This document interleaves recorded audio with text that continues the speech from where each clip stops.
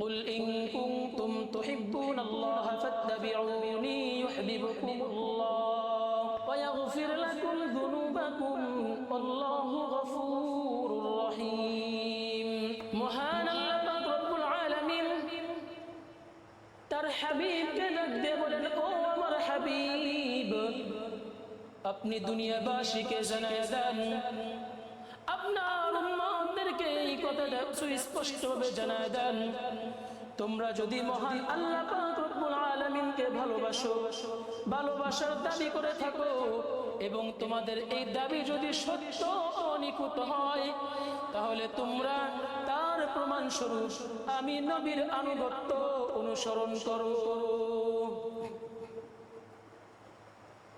আল্লাহ পাক রব্বুল আলামিনের পছন্দের প্রিয় বান্দা হওয়ার জন্য আল্লাহ পাক রব্বুল আলামিন স্বয়ং নিজেই রাসূলুল্লাহ সাল্লাল্লাহু আলাইহি ওয়াসাল্লামের আনুগত্যশীল উম্মত হওয়ার নির্দেশ দিয়েছেন, রাসূলের আনুগত্য অনুকরণ করতে বলেছেন। কেননা ইশকে ইলাহি অর্জন করতে হইলে ইশকে রাসূল ছাড়া বিকল্প কোনো রাস্তা নাই। কেননা ইশকে রাসূল, একমাত্র ইশকে রাসূলই হচ্ছে ইশকে ইলাহি অর্জন করার বেস্ট সেরা মাধ্যম। এজন্যই তো কবি বলেন, মদিনার বাদশাহর ইশক বড়ই আজীব জিনিস, এটাই হচ্ছে প্রকৃত শোভা সৌন্দর্য।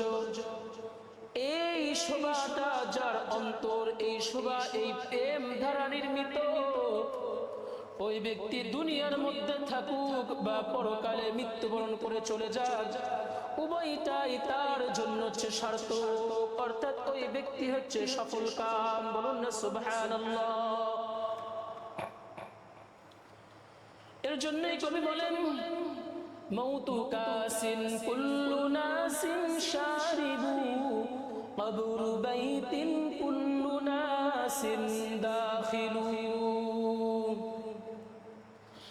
আমাদের প্রত্যেককে মৃত্যুর স্বাদ আস্বাদন করতে হবে, কিন্তু আমাদের মৃত্যুটা যদি সফলতম সার্থক মৃত্যু না হয়, আমরা যদি বেদিন আর বেঈমান হয়ে আল্লাহর দরবারে চলে যাই, তাহলে আমাদের পৃথিবীতে আসাটা এবং আল্লাহর এত নাজ নিয়ামত ভোগ করার পরেও রবের প্রতি যদি তার প্রিয় বান্দা হিসেবে চলে যেতে না পারি, তাহলে আমাদের চাইতে দুর্ভাগ্যজনক আর মুমিন মুসলমান হইতে পারে না।